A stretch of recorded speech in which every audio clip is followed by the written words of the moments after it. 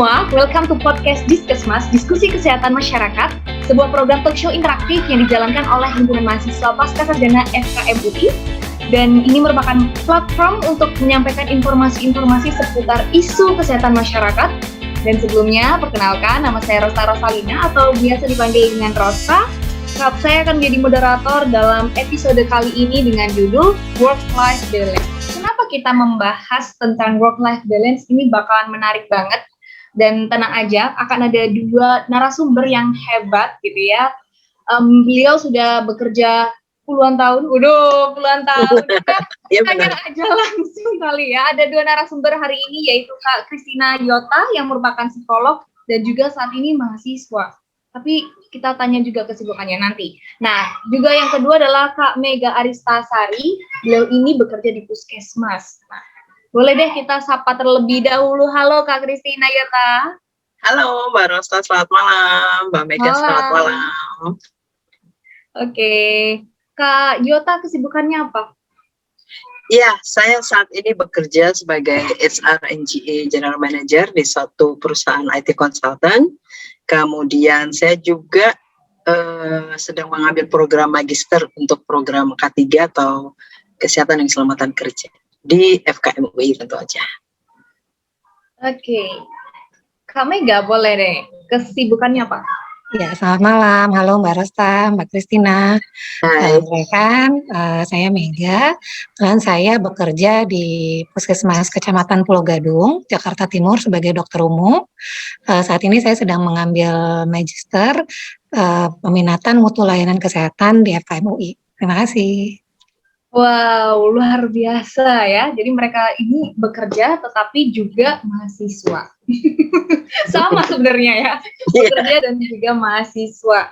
S2 pula. Nah, belum lagi ini ada pandemi COVID-19. Tadi sempat ngobrol di belakang kalau misalnya pandemi ini juga ada perubahan dinamika para pekerja gitu. Yang awalnya diterapkan WFH untuk pertama kalinya dan sebagainya. Nah, kita boleh tanya terlebih dahulu. Sebenarnya work-life balance itu apa dari sisi Kak Yota? Oke, pengertian work-life balance sendiri sebetulnya adalah keseimbangan antara pekerjaan di kantor, di perusahaan, atau dimanapun dengan kehidupan di luar kantor. Gitu. Jadi artinya karyawan atau pekerja itu dapat mengatur waktu yang seimbang antara pekerjaan di kantor selesai beres dengan kebutuhan pribadi, kegiatan pribadi. Ya, mungkin buat yang single kebutuhan pribadinya apa sih? Sosialisasi, ya, mungkin mengerjakan hobi, mungkin membina relasi yang serius dengan calon pasangan hidup. Ya kan? Kalau yang menikah mungkin kebutuhan pribadinya apa?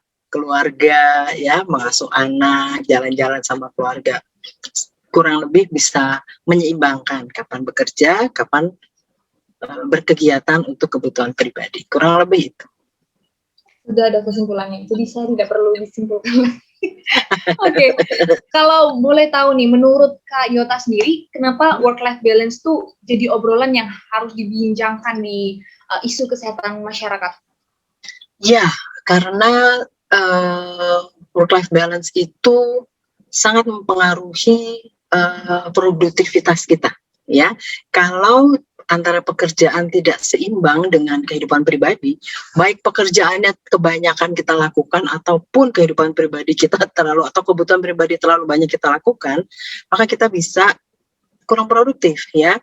Kalau pekerjaannya sendiri terlalu banyak, kita kelelahan, lama-lama kita bisa tidak produktif, ya. Kemudian kita bisa menjadi kurang bahagia, bahaya banget ya kurang bahagia.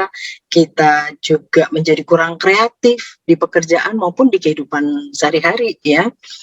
Dan bisa jadi kalau kita tidak memperhatikan work-life balance, kita bisa punya hubungan yang kurang baik dengan sesama pekerja, dengan atasan ataupun dengan tim seperti itu. Jadi sangat penting kita perhatikan kesehatan mental ini ataupun work-life balance, ya, kesehatan mental yang didapat dari keseimbangan antara pekerjaan dengan kegiatan pribadi.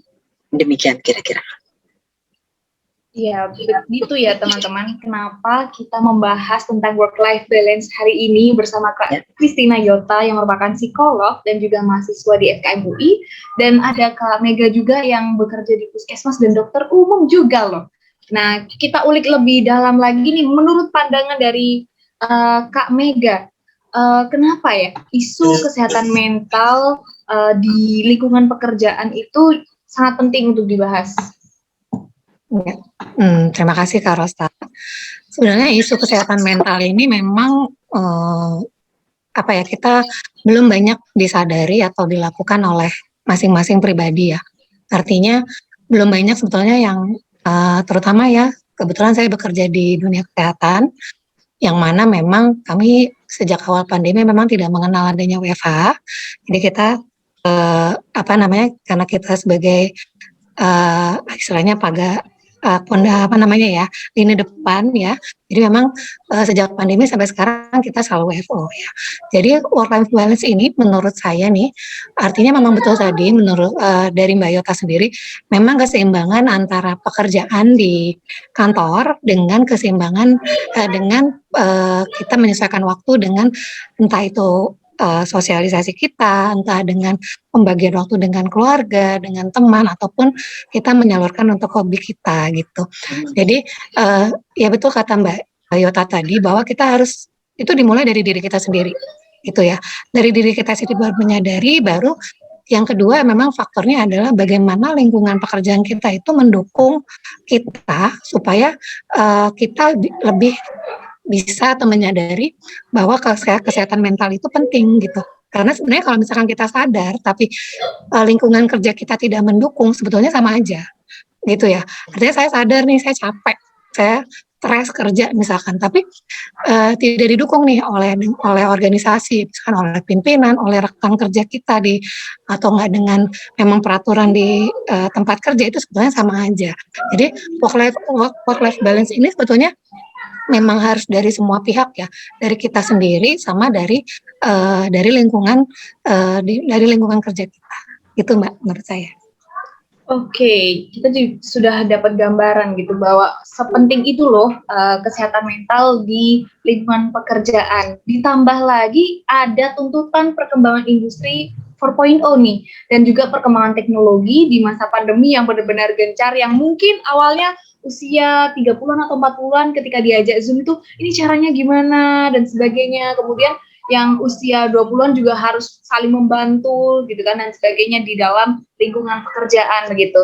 Nah, itu juga tentunya ada tambahan beban kerja gitu yang dirasakan oleh pekerja. Jadi dampak ini tuh kan juga cukup besar ya ke work life balance gitu. Cara bagi waktunya gimana dan sebagainya. Nah, mungkin sampai lupa nih Mbak Yota gitu.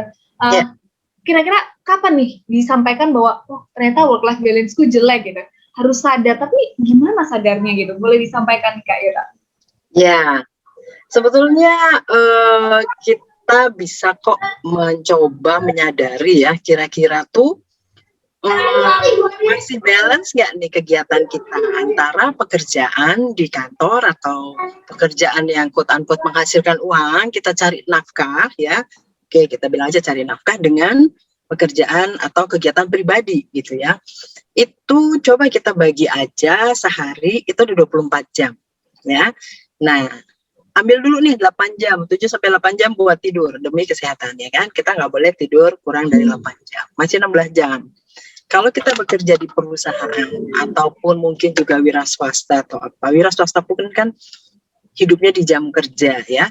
8 jam sehari, ya udah 8 jam. Berarti tadi tinggal 16 ya, diambil 8 jam. Nah, kita tuh punya 8 jam lagi loh sebenarnya. Untuk ngapain gitu ya? Untuk do something yang bukan cari nafkah. Untuk do something yang ya siapa tahu hobi jadi nafkah juga, ya itu namanya semesta baik banget sama kita ya. Tetapi artinya kita bisa bertanya pada diri kita sendiri. Gue ngerjain pekerjaan ini untuk cari nafkah berapa jam ya? Buset, jam 8 pagi ketemu jam 8 malam. Ya, namanya udah nggak balance ya. Kenapa?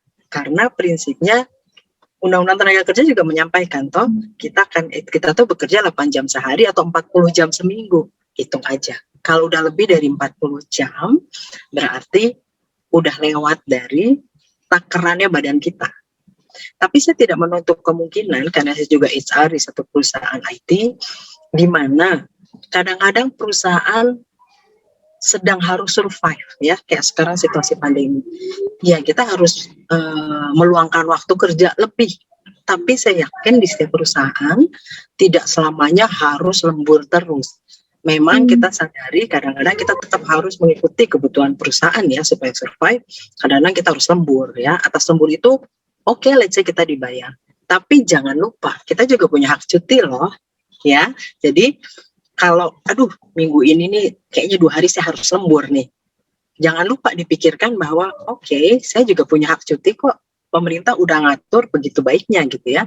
Kadang-kadang kita sendiri yang memikirkan bahwa, nggak enak nih sama bos kalau cuti-cuti melulu gitu ya. Nah, maka cara taunya kita nggak balance ya. Jangan-jangan kita kerja melulu setahun nggak pernah cuti, udah pasti nggak balance. Ya, jangan-jangan sehari-hari ini saya cuma ngurusin kerjaan, nggak sempet ngopi sama temen, ya kan, nggak sempet zoom-zooman sama temen. Sekarang kan ketemu atau sosialisasi juga kita lewat Zoom ya. Saya sendiri ngalamin tuh, Zoom yuk, kangen-kangenan kayak gitu. Sempet nggak tuh melakukan itu gitu ya? Sempat nggak melakukan hobi kita, sempat nggak berkreasi selain dunia kerja. Saya rasa itu salah satu cara untuk menyadari kapan hidup kita mulai nggak balance, gitu Mbak Rospa. Oke, jadi kayak semacam refleksi, tapi juga bisa sebaliknya ya Kak Yota, jadi kayak jangan-jangan kita terlalu banyak bersenang-senang. Exactly, iya. Kadang-kadang kita terlalu banyak bersenang-senang atau kita terlalu banyak mengerjakan pekerjaan yang sifatnya di luar pekerjaan. Contohnya, ini lucunya antara sebelum pandemi dengan pandemi. Waktu sebelum pandemi, kita let's say ke kantor butuh waktu sejam, pulang pergi 2 jam, 3 jam ya, pulangnya mungkin macet. Lalu kita di kantor aja 8 jam, ya, berarti udah 10 jam, 11 jam, can be 12 jam. Udah tuh, sampai rumah udah nggak sempat ngapa-ngapain. Kebetulan saya saya seorang ibu dari 2 anak, sampai rumah tuh rasanya udah lempar-lempar, udah capek. Tapi ketika pandemi yang terjadi atau kebetulan saya oleh kantor diminta full WFH sampai hari ini. Kenapa? Karena usia udah di atas 50. Jadi saya sedikit beruntung jadi lansia gitu ya. Ya, lu di rumah aja gitu. Nah, akhirnya apa? Nempel dong kegiatan ibu-ibu dengan kegiatan kantor ya. Jadi saya ngerasanya kenapa baru di depan laptop udah nyuci piring, udah beresin rumah, udah ini, udah itu gitu. Jadi sekarang justru yang ibu-ibu ya, paling nggak yang sudah berumah tangga, mungkin Mbak Mega juga sudah, saya kurang tahu. Tapi intinya jadi, ini kenapa jadi di rumah tuh lebih capek banget. Pas pandemi itu malah pekerjaan kebutuhan pribadi yang lekat banget sama kegiatan kantor. Bisa jadi seperti Mbak Rosta bilang tadi, gitu. Nggak balance-nya tuh lebih jadi gitu.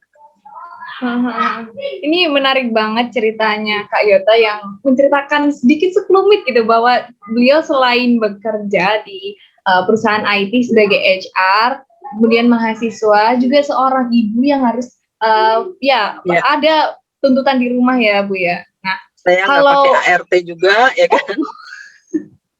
Ya. Nah, kalau Kak Mega sendiri bagaimana menggambarkan dari work-life balance? Ya, hebat Mbak Yota ya, nggak pakai ART ya Mbak. Enggak. Kebetulan saya juga seorang ibu dengan 3 orang anak. Jadi anak saya masih kelas 3 SD, kelas 1 sama TK. Jadi tahu sendiri ya sekarang anak sekolah semua PJJ, dari sampai yang TK juga sama. Gitu. Nah, jadi bedanya sama Mbak Yota, mungkin saya punya ART ya Bu. Jadi karena kalau nggak punya mungkin rasanya udah kebagi-bagi badannya gitu kan.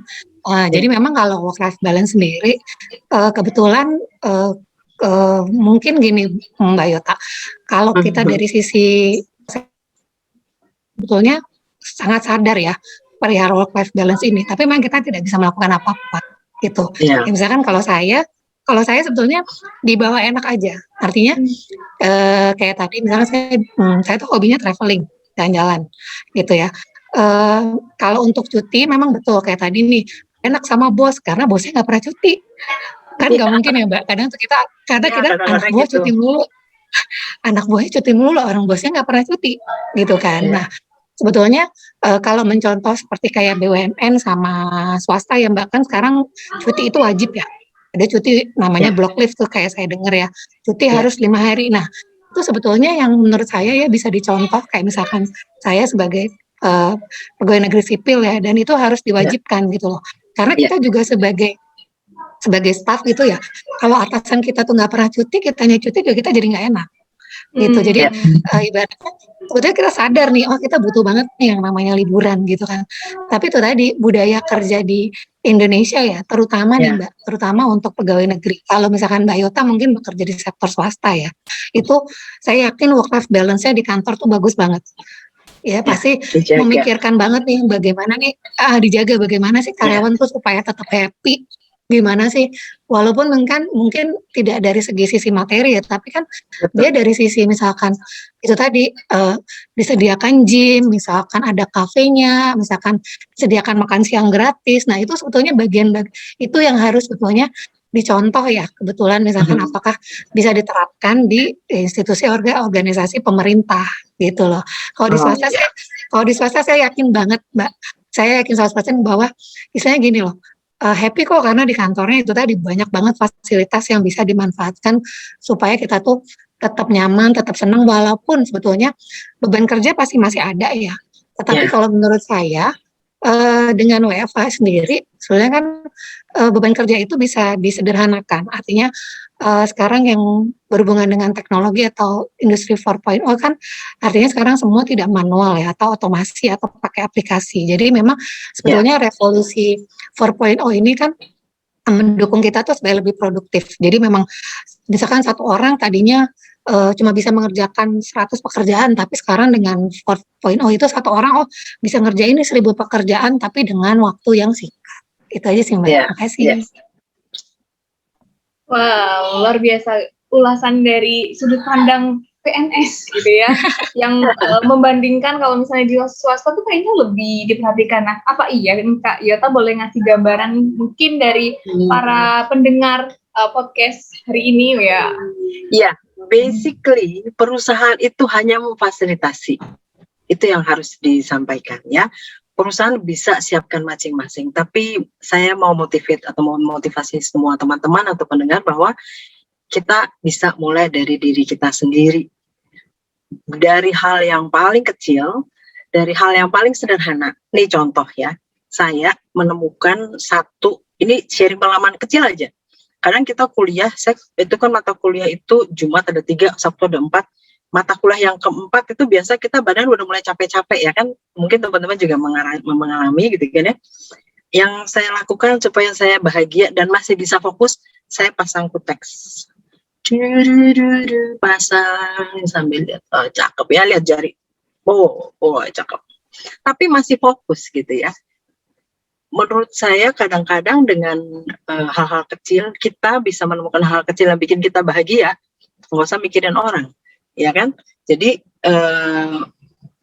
menurut saya perusahaan bisa memfasilitasi macam-macam, tapi apabila karyawan itu tidak atau pekerja itu tidak berminat mengikutinya, ya nggak apa-apa, asal dia tahu apa yang baik buat dia. Contohnya, perusahaan saya waktu itu bikin virtual painting. Nah, itu semua udah disiapkan oleh perusahaan, quote unquote dibayarin. Apakah 380 karyawan tempat saya itu ikut semua? Enggak. Ya, cuman ada waktu itu satu batch 40-an misalnya. Kemana 340? Oh, nggak senang painting, ya nggak apa-apa ya. Kemudian kita akan adakan misalnya next topik itu tentang coffee brewing. Bagaimana kita nge-brew kopi ya. Sekarang kan ngetop banget lah kopi ya. Gimana kita bisa home brewing kopi gitu ya. Ini yang cowok-cowok waktu denger udah ini nih udah berminat banget, yang cowok-cowok loh ya. Seru juga kan. Kalau ibu-ibu enggak, saya mau mendingan ke mana lah itu kopi udah jadi tinggal minum katanya begitu. Ini kira-kira pandangan selintas. Jadi perusahaan itu berusaha memfasilitasi sebanyak mungkin minat, hanya saja tinggal karyawan ini menemukan enggak sesuatu yang balancing di situ. Kalau enggak, temukan sendiri. Be unique, be yourself, se-happy apa. kan sekarang ada booming itu tanaman ya. Kalau saya sih nanam udah dari dulu, saya senang tanaman dari dulu. Sekarang karena booming tanaman, wah jadi tanaman itu macam-macam fasilitas pupuk apa segala, saya sangat-sangat antusias di situ ya. Wah dulu-dulu nggak begini gitu kan. Kemudian booming apa, sepeda, ya nggak usah khawatir dibilang ini mah ikut-ikutan, ya nggak apa-apa kan, ikut-ikutan yang bagus ya. Jadi perusahaan fasilitasi bisa, mungkin di PNS tadi ya sharingnya Mbak Mega belum ada, ya nggak apa-apa. Tetap menurut saya setiap orang bisa temukan sendiri, dari hal yang paling simpel sampai hal yang apa sih yang rewarding, yang mengobati kelelahan itu apa sih, gitu kan? Yang bikin bahagia itu apa, bisa dilakukan di 8 jam yang tadi, bukan yang tidur, bukan yang cari nafkah. Kita punya 8 jam, banyak loh itu. Kalau dipakai lari udah 2 kali full maraton. Baik, jadi sadari dan juga bisa mulai dari sendiri, dan juga mungkin bisa berpartisipasi fasilitasi ini ya, fasilitasnya perusahaan. Jadi kalau misalnya sudah ada, diakses gitu, ikutan gitu, join aja dulu gitu. Iya betul. Nah, di Indonesia ini kan juga ada yang namanya sebuah budaya nggak enakan. Dan mungkin aja kayak ada nggak enak kalau misalnya atasannya kurang apa gitu dan sebagainya gitu. Nah, tidak berani menyampaikan, yang akhirnya berdampak ke work life balance, mungkin jadi sungkan untuk izin dan sebagainya, atau cuti dan sebagainya. Nah, apakah work life balance itu memang berkaitan sama budaya itu juga, supaya ya mungkin jadinya semakin buruk gitu Mbak, work life balance? Mungkin dari Kak Mega boleh. Ya, makasih Mbak. Sebenarnya memang work life balance ini kan memang belum menjadi budaya ya menurut saya. Jadi kalaupun nanti work life balance ini bisa jadi budaya, artinya kan work life balance ini, contoh misalkan di suatu perusahaan dia tuh misalkan contoh ada suatu kegiatan di luar after working hours misalkan ya, artinya kedekatan antara pimpinan ataupun dengan staff itu kan artinya bisa di luar jam kerja ya, artinya itu bisa memunculkan ide-ide baru atau enggak hubungannya lebih baik misalkan di antara pimpinan sama bawahan ya gitu. Jadi sebetulnya jadi dengan bisa berinteraksi dengan atasan di luar jam kerja, itu bisa memotivasi kita nih sebagai staff itu banyak nih sebenarnya ide-ide baru gitu.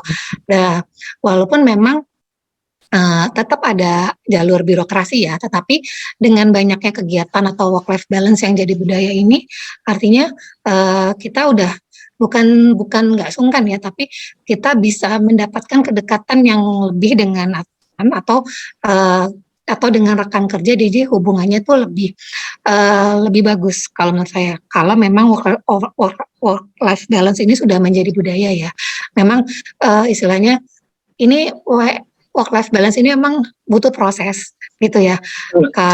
Jadi memang nggak cuma kita, jadi semuanya. Jadi kalau untuk jadi budaya di suatu organisasi, memang ini betul-betul harus butuh waktu dan butuh banyak effort sebetulnya. Makasih. Oke, boleh diceritakan oleh Kak Yota mungkin ya, budaya kerja yang baik itu yang mengarahkan ke work life balance tuh gimana sih supaya bisa terwujud di perusahaan? Apakah memang benar-benar lama terwujudnya Kak Yota? Sebetulnya ini bagus sekali pertanyaannya, pas banget juga karena saya di bidangnya di HR. Jadi sebetulnya perangkat-perangkat aturan itu sudah ada ya kan, untuk menjaga work life balance. Pemerintah misalnya mengeluarkan undang-undang 1 tahun itu cuti 12 hari misalnya gitu ya. Ada beberapa perusahaan seperti perusahaan saya, apabila masa kerja kita lebih lama itu kita bisa dapat cuti lebih banyak. Contohnya di atas 6 tahun cutinya jadi 18 hari, di atas 8 tahun jadi 21 hari, di atas 10 tahun 24 hari. Nah, sebetulnya gimana sih caranya perusahaan bisa menjaga ini? Mari kita optimalkan aturan-aturan ini, gitu ya. Kalau dari saya kebetulan karena saya HR, kita selalu announce ke para VP atau ke GM atau intinya ke atasan untuk perhatikan saldo cuti bawahannya. Jadi apabila saldo cutinya banyak, pertanyaan saya. Nah, kalau di kantor saya kebetulan angkatannya itu semuanya jauh di bawah saya gitu ya. VP itu mungkin umurnya 40-an gitu ya. Jadi saya kalau ngomong udah enak aja, udah kayak teman gitu ya. Lu tuh anak buah lu ada yang cutinya utuh, kagak lu kasih cuti apa bagaimana gitu ya. Jadi itu salah satu cara kami memaksimalkan, sebenarnya perangkat udah ada, mencoba mengatasi tadi rasa nggak enak sama atasannya nggak pernah cuti kok ini cuti, sampai akhirnya kemudian menjadi satu nilai, satu budaya di kantor saya bahwa kalau sampai ada orang nggak sempat cuti, kita langsung cek manajernya gitu ya. Gimana pekerjaan manajer itu kan memanage pekerjaan, termasuk memanage kebahagiaan bawahannya dengan cara sempat cuti gitu ya. Jadi kami di SR kadang-kadang jadi quote-unquote polisi saldo cuti, saldo, ya kebetulan kita juga udah ada HRIS gitu, SRIS. Pertama masih diingatkan, kedua para VP atau pimpinan atau manajer sudah bisa lihat sendiri anak buahnya dia tuh cutinya masih banyak atau enggak, dan kita akan ingatkan. Dan nggak harus HRD, jadi manajernya, cuti lu, kenapa nggak cuti? Mau kemana bos? Katanya, pacar nggak punya, apa nggak punya, cuti mau ngapain? Ngapain kayak gitu ya, join komunitas ini itu, you can do so many things dengan cuti. Jadi salah satunya itu gitu, jadi kita bisa optimalkan perangkat aturan yang ada juga, selain dengan program-program yang diadakan oleh perusahaan gitu ya. Sekali lagi program-program itu adalah kita memfasilitasi saja.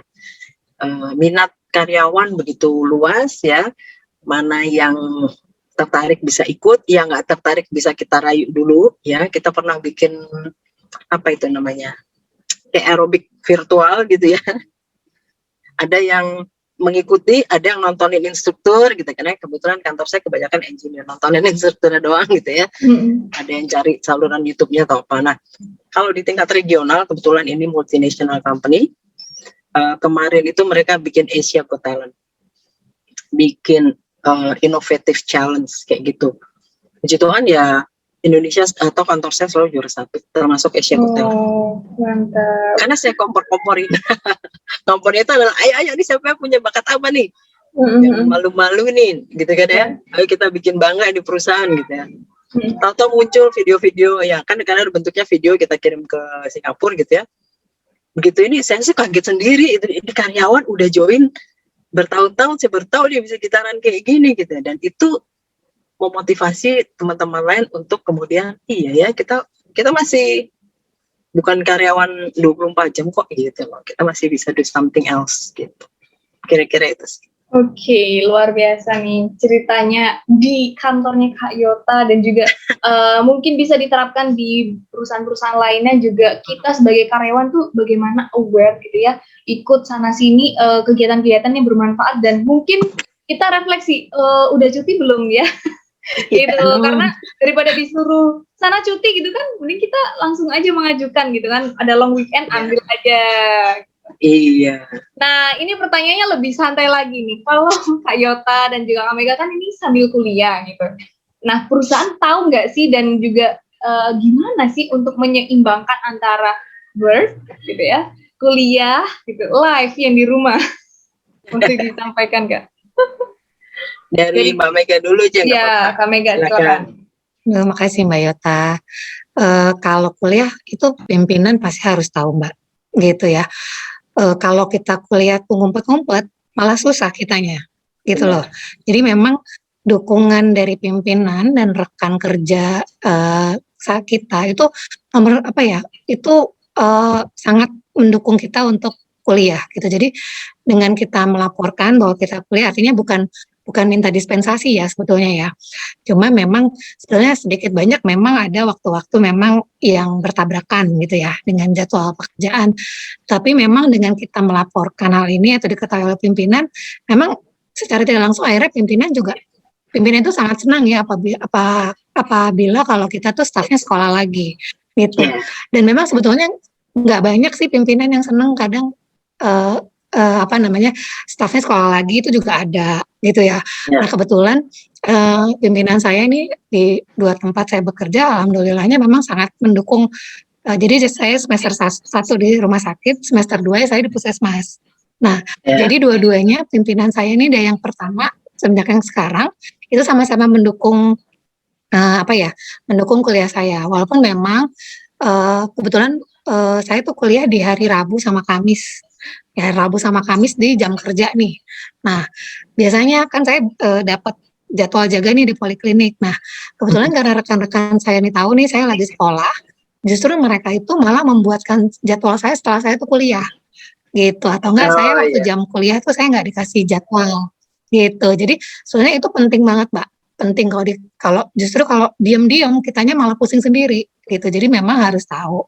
Terus yang kedua memang kalau untuk menyeimbangkan dengan teman, jujur nih saya setelah ini cara saya ya menyeimbangkan work life balance adalah saya pokoknya habis kerja tuh kadang suka jalan-jalan aja sendiri, cuci mata itu Iya. salah satu cara. Ya kata tadi Iya. kata Mbak Yota ya, cari cara Retail bagaimana terapi. sih iya, cari cara bagaimana sih supaya tuh happy gitu ya.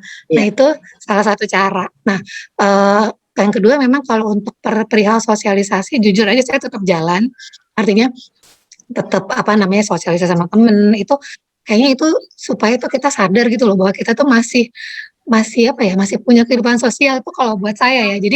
Jadi jujur aja nih, kebetulan karena suami juga sangat-sangat mendukung entah itu pekerjaan, entah kehidupan sosial saya gitu ya. Artinya juga tidak terbebani gitu loh. Jadi kalau misalkan saya juga pergi dengan teman-teman, itu suami it's okay dan itu menurut saya itu dukungan terbesar dari Iya. pasangan kita nih untuk tidak menghalang-halangi kita tuh bersosialisasi. Kan ada nih yang udah berkeluarga tapi maunya suaminya ngikut atau enggak maunya bareng mulu sama pasangan. Sebetulnya itu tuh jadi apa ya? Kan kita sehari-hari kan sama pasangan ya, kadang kita kan butuh nih sama temen. Nah, kalau menurut Iya. saya itu dukungannya, alhamdulillahnya itu dukungannya sangat baik gitu lah.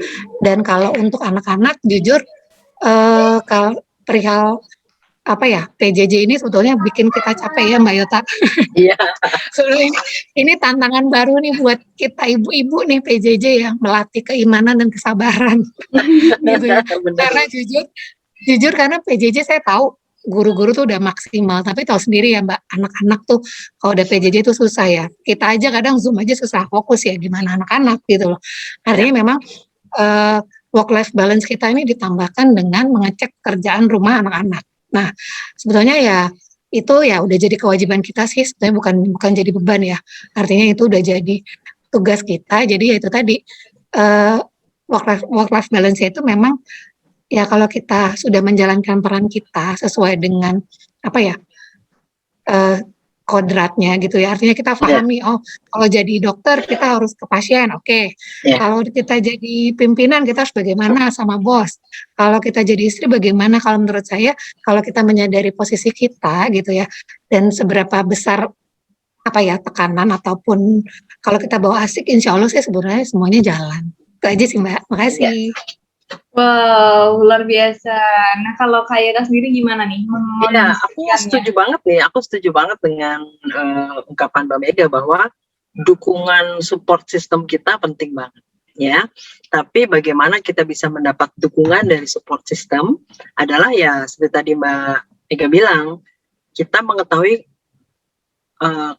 porsi atau peran kita itu apa aja gitu. Oh hari ini saya lagi jadi dokter ya pasti fokus di situ, sampai rumah sedang jadi ibu, sedang jadi istri, semua masing-masing ada porsinya. Nah kalau yang dari saya sendiri, saya memang kuliah pasti izin dari atasan dan saya sampaikan bahwa ini adalah untuk mendukung tugas yang dilimpahkan oleh perusahaan, karena saya pegang HSE belum pernah sama sekali. Lalu 2017 kalau HR GA ya sudah cukup lama ya saya pegang itu. Nah kemudian ini HSE gitu karena dokumennya setebal begini gitu kan, ini apaan gitu ya, suruh kerjain, ada konsultan sih hari itu. Jadi kita sampai tahun 2019 tuh kita pakai konsultan. Terus menurut saya kalau kita pakai konsultan ya perusahaan bayar, tapi kok saya nggak merasa jadi pinter gitu. Makanya tanya-tanya. Kebetulan saya pernah sebelumnya diundang oleh FKM, oleh BEM FKM waktu itu untuk mengisi bagaimana persiapan memasuki dunia kerja. Jadi saya tuh kayak ngasih kayak kuliah umum gitu ke mahasiswa K3 gitu ya. Dari situ saya kenal ada 1-2 teman, terus saya tanya aja, ada nggak sih S2-nya K3? Ada. Kemudian saya sekolah. Tentu saya izin dan itu tadi memang penting ya, atasan itu mendukung. Kebetulan kuliahnya itu Jumat Sabtu kalau saya.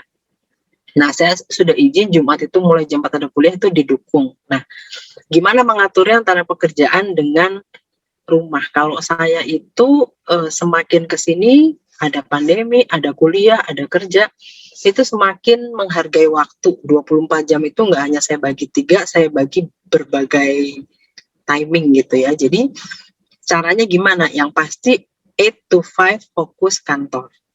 Walaupun kadang-kadang kita di FKM suka ada webinar wajib ya, iya double deh, buka laptop 2. Satu meeting kantor, satu meeting ini gitu. Karena bahwa yang kuliah menjadi kurang fokus, saya berhutang waktu tuh, ntar harus saya kejar ini tadi tentang apa gitu kan. Kadang ada YouTube-nya, kadang ada materinya.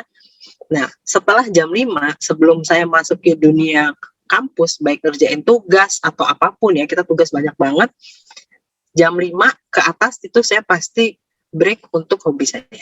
Ya, saya hobinya berenang, saya running, saya sepedahan. Salah satu dari itu, kemudian jam 7, jam 8 malam saya baru ke depan laptop urusan kuliah.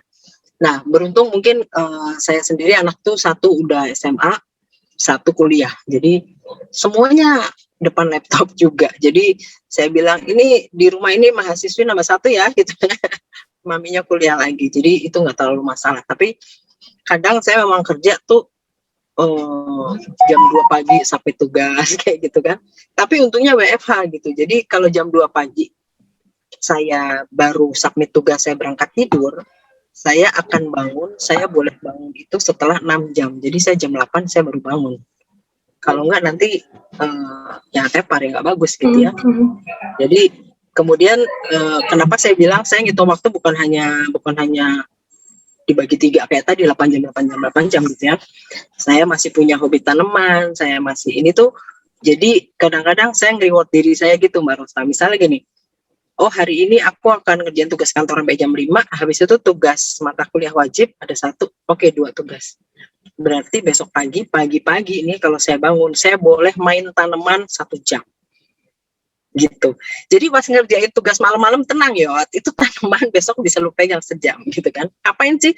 Ngasih vitamin, ngasih anti serangga, apa. Itu udah rewarding banget buat saya. Makanya penting kan buat kita mengenali apa sih yang rewarding buat kita gitu ya. Kadang nggak sempet sama sekali, nggak sempet. Jumat Sabtu udah ngap itu kuliah ini, kemudian saya masih ada, kebetulan saya Kristen, saya ada Bible Club hari Jumat malam. Menurut saya tetap harus seimbang ya. Kita harus berhenti dari kegiatan duniawi. Saya sama teman-teman bikin Bible Club. Jadi kita baca kitab suci, kita bahas kita ini. Jam 8 sampai kadang jam 10. Itu saya nggak diganggu. Nah, jadi itu caranya gitu ya. Nah, udah nggak sempat ngapa-ngapain muncul. Ini saya sih belum lama, baru sebulan pasang kuteks pas kuliah. Karena saya tahu nih 4 mata kuliah hari Sabtu kagak ada napasnya. Nggak bisa pergi ke gym buat olahraga, nggak bisa even berjemur di depan matahari udah setelah, nggak bisa tuh. Ngapain ya, hobi baru kutek baru sebulan. Tapi menurut saya itu so dynamic ya, dynamic banget. Dan dengan pandemi ini kita malah jadi lebih semakin menghargai waktu menurut saya sih. Bisa dihitung, dijatah-jatahin. Luar biasa nih. Jadi kalau ditanya tips triknya udah tergambar banget dari gambaran bagaimana seorang Kak Yota dan juga Kak Mega ini mengatur supaya nggak pusing dan tetap menjalankan hobi-hobi gitu. Entah itu cuma jalan-jalan ke mall gitu atau mungkin yang Kak Yota lakukan menyiram tanaman dan ngasih pupuk dan sebagainya itu bisa banget dilakukan. Nah, bener nggak sih, setuju nggak sih Kak Yota dan Kak Mega gitu sebagai seorang perempuan gitu ya, ada stigma bahwa jadi perempuan ini berat banget nih, harus work life balance-nya itu dipertahankan gitu, karena emang harus balance di rumah dan juga balance sama kerjaan atau ambisi yang kayak kuliah dan sebagainya, itu kan juga sesuatu hal yang menantang banget ya untuk menyeimbangkannya. Gimana nih Kak? Gitu. Dan juga Kak Mega. Boleh Kak Mega dulu? Iya boleh. Sebenarnya kita secara kodrat itu memang perempuan tuh bisa pegang semua ya. Sebenarnya dari sisi misalkan dari sisi kedokteran nih, memang kita tuh dianugerahi memang kapasitas otak yang lebih banyak, lebih luas, jadi kita punya banyak memori. Jadi memang kita bisa mengerjakan multitasking dalam satu waktu. Itu memang sebetulnya udah given dari sananya, gitu ya. Iya. Jadi memang itu tidak dimungkiri ya. Jadi memang itu tadi kalau misalkan dukungan dari semua pihak itu pasti apa ya, sangat kita butuhkan ya. Sebetulnya dari kuliah sendiri nih buat saya sama Mbak Yota, saya rasa itu sebagian dari work life balance kita juga nih. Artinya apa? Benar. Kita tuh pengen sekolah itu, artinya itu kita pengen sekolah lagi tuh apa sih? Sebenarnya pengen ketemu orang-orang baru nih kalau nggak pandemi nih. Iya. Pengen ketemu orang-orang baru, belajar lagi gitu yang kita udah lama Iya. banget nggak sekolah. Terus tiba-tiba kita ketemu banyak anak-anak muda yang aduh luar biasa ya menurut Iya. saya ya. Kita tuh banyak banget ilmu. Jadi kita sendiri nih Mbak Rosta ya, benar-benar sangat terpancing atau kita termotivasi nih bahwa nih wah gila nih kita bisa nggak ya kuliah nih bareng dengan para anak-anak muda yang benar-benar apa ya, ilmunya tuh banyak banget yang kita bisa serap Iya. gitu ya. Walaupun kadang kita juga nyerapnya lama ya Mbak gitu ya. Tapi Bukan lama lagi. tapi alhamdulillahnya ya teman-teman kita juga kuliah juga baik-baik banget. Jadi sebenarnya work life balance-nya kita tuh ya dengan kuliah ini juga jadi bagiannya gitu loh. Iya. Artinya kita benar-benar punya ilmu baru yang kita tuh udah lama banget nggak kenal nih perihal sekolah. Kita mau belajar lagi tentang kesehatan atau promosi kesehatan gitu yang udah lama nggak kita pelajarin ya, itu sebetulnya jadi bagian. Jadi dengan kita kuliah nih sebetulnya buat saya sama Mbak Yota, saya yakin itu bukan menjadi beban yang baru, tapi memang kita pengen dan itu Iya. sudah.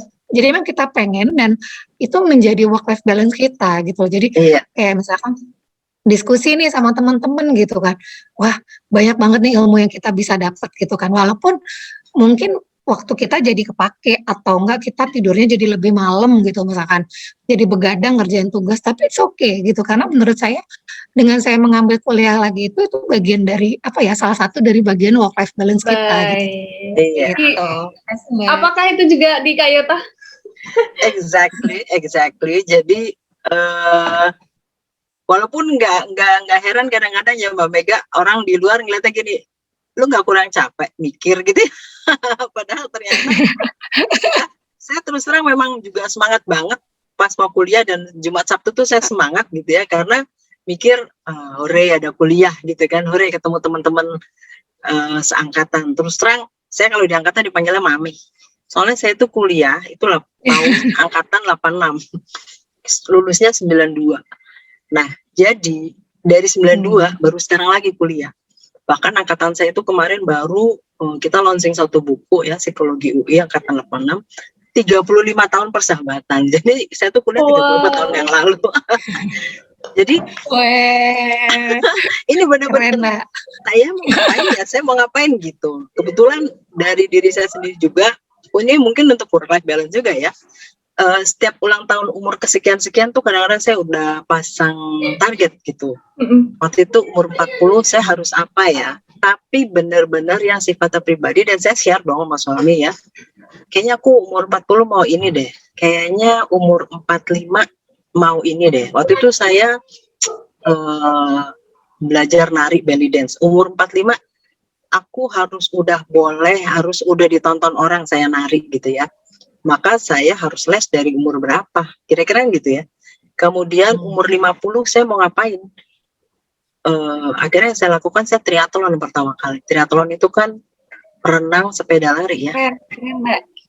Itu bagaimana saya memperingati ulang tahun umur 50. Itu bagaimana work life balance juga. Nah, mau 55 kan tahun depan, itu di umur 52, 53 saya udah mikir nih, mau apa ya 55? Lucu juga kalau saya wisuda lagi ya, wisuda ngapain nih? Ya Allah, lucu juga. Kayak Mbak Mega, kayak kita kerjaan kali ya, udah capek kerja kok, istirahatnya kuliah gitu kan. Tapi ya benar juga sih, saya sepakat bahwa kuliah ini ternyata malah sebetulnya penyeimbang kita bekerja gitu, tidak hanya mencurahkan. Ini kalau nggak pandemi enak ya Mbak. Iya benar. Kalau kemarin ada tugas webinar. Ada tugas webinar lumayan kemarin Mbak Mega. Kita ke kampus kayak 10 orang. Iya ada, saya juga ada. Iya. Iya, Ketemu 10 orang aja udah berisik ketemu banget. aja udah seneng banget loh Mbak. Iya, Iya. ngambil jaket kuning, waduh, mahasiswi, wah, bahagia banget saya. Luar biasa ya, obrolan hari ini malah mendapatkan hikmah bahwa kuliah itu nggak semenyeramkan itu, malah jadi penyeimbang pekerjaan, penyeimbang kehidupan gitu ya, luar biasa. Iya. Nah, nggak terasa udah mendekati sesi-sesi terakhir nih. Boleh dibagikan tips triknya gitu ya terkait topik malam ini gitu ya. Sebenarnya pendengar kita nggak cuma malam sih, bisa aja pagi dan siang ya. Oh iya. Nah, buat para pendengar atau mungkin yang nonton podcast malam ini gitu, malam ini lagi Diskesmas yang episode 6 Work Life Balance ini, apa nih pesannya dari Kak Mega dulu? Kasih mungkin Triknya. nggak banyak ya Mbak. Kalau misalkan itu tadi, kalau kita mau menjalankan work life balance di diri kita sendiri, merangkum dari Mbak Yota tadi, memang dimulai dari diri kita sendiri. Artinya kita memang kita mengerjakan apa yang kita suka, gitu ya. Dimulai dari itu dulu, apa yang kita suka, apa yang memang kita passion, itu kita kerjakan. Seberat apapun itu, atau saya yakin pasti akan ada ada jalan lah untuk kita menuju ke sana. Yang penting kita niat. Nah, dari pekerjaan itu memang betul harus didukung oleh support system kita ya, dari lingkungan rumah, keluarga, teman-teman, dan nggak lupa juga dengan lingkungan pekerjaan kita. Jadi memang tipsnya sih memang dibawa santai aja gitu. Jadi memang benar-benar kita kerjakan apa yang kita suka gitu. Jadi memang itu tadi seperti Mbak Yota bilang, goalnya apa sih kita kalau bisa, saya mau nyontoh sama Mbak Yota nih, di tahun ini, di tahun umur sekian, targetnya apa gitu ya. Sekarang saya nih di usia 36, maunya kuliah gitu ya, nanti di 40 saya pengennya apa. Sebetulnya itu jadi contoh yang bagus ya, mungkin buat buat kita gitu ya, bahwa kita tuh setiap tahunnya harus ada target. Tiap tahun baru nih apa sih resolusinya gitu ya, resolusi tahun baru kita tuh apa. Nah, kalau kita sudah menjalankan itu dengan dengan senang, saya rasa sih nantinya juga work life balance juga akan mengikuti kita gitu ya.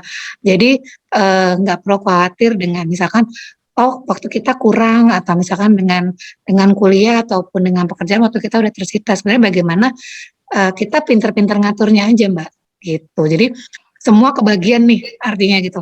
Entah itu anak, entah itu suami, entah itu diri kita sendiri, itu aja. Makasih. Oke, silakan Kak Yota. Iya, saya rasa itu dari Mbak Mega juga udah bagus. Ini saya mau menambahkan aja. Jadi bagaimana caranya supaya kita bisa mengerjakan sesuatu dan kita punya waktu untuk hal yang lain lagi.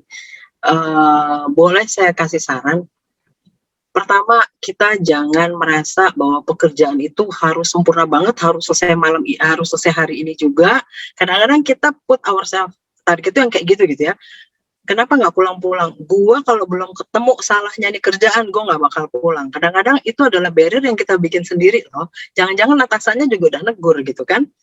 Nah, coba kita kurangi hal begitu, kita pastikan bahwa ini pekerjaan kok belum ada jawabannya ya. Oke, besok mungkin gue datang pagian deh supaya ini kelar gitu ya. Tapi cukup hari ini, harusnya saya pulang jam 5, ini udah jam 6 cukup. Ya, jadi kita mengurangi idealisme yang kadang-kadang keterusan gitu ya. Nah, kemudian tips lagi adalah, ini sering saya sampaikan juga ke beberapa karyawan, karena karyawan tempat saya juga banyak juga millennials gitu. Intinya ketika jam kerja, kalau emang nggak mau lembur ataupun nggak mau malam itu masih mikirin kerjaan atau besok pagi dikejar-kejar bos, ya 8 jam kerja, memang ada 1 jam istirahat, fokus ya. Beberapa hal yang saya temui itu adalah nggak fokus. Kenapa? Gadget, media sosial ya. Kadang-kadang kita tuh kayak nggak bisa ngelihat IG kita, ditinggal 5 menit tuh kayak nggak bisa gitu, kayak nungguin komen, nungguin ini gitu ya. Ya mungkin karena umur saya, jadi saya IG ya untuk sosialisasi, itu pun saya private gitu ya. Tapi mungkin ada juga yang punya kebutuhan itu gitu ya. bentar ngeliat gitu kan. Atau apa ya, nggak fokus karena apalagi sekarang misalnya drama Korea gitu kan. Kemarin yang ini terusannya gimana? Ih, asik gini-gini. Itu kan ngurangin waktu kita untuk fokus di pekerjaan. Dengan kata lain, kita akan kehabisan waktu untuk hal-hal yang harusnya kita udah bisa lakukan untuk kepentingan pribadi kita gitu ya. Itu fokus. Kemudian kembangkan kalau menurut saya hobi dan minat, kemudian join komunitas ya. Kalau saya sama Mbak Mega ketemu sosialisasi itu dengan teman kuliah, tapi nggak ada salahnya kita juga join komunitas gitu ya. Orang tadinya nggak hobi sepeda, sekarang semua hobi sepeda gitu ya.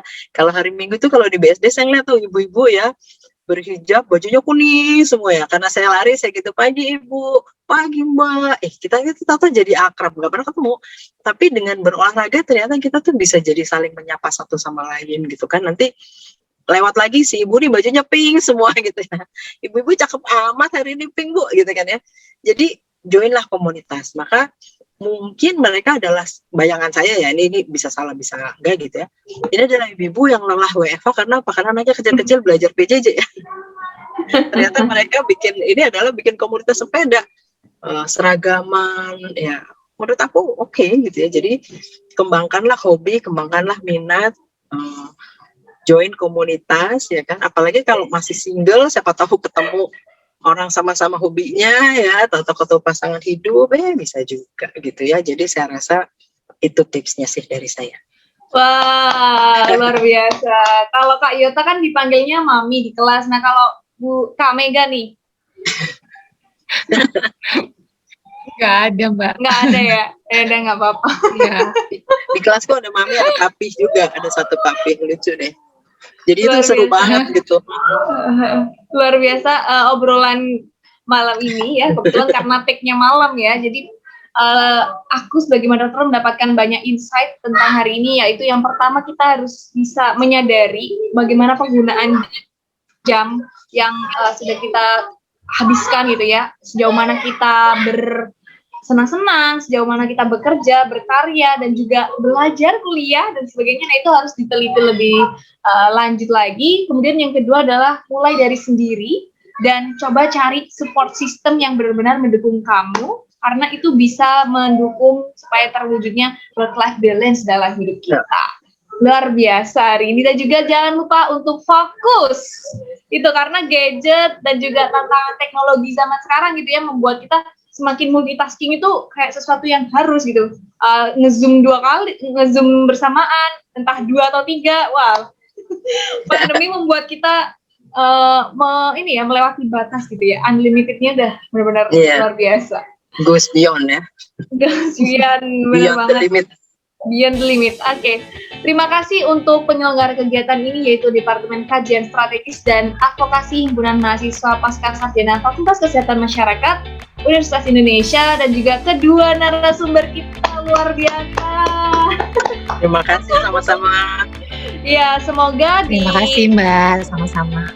Iya, di Skesmas yang ke-6 ini ya kalau nggak salah ya. Semoga menjadi program talk show yang terus-menerus bisa dijalankan oleh Himpunan Mahasiswa Pascasarjana FKM UI dan bisa bermanfaat untuk membahas isu-isu tentang kesehatan masyarakat. Saya Reva Rosalina, pamit undur diri. Semoga kita bisa masuk ke episode selanjutnya. Terima kasih. Terima kasih sama-sama. Kak Yota dan juga tetap sehat, tetap produktif buat semuanya. Bye-bye. Oke, luar biasa.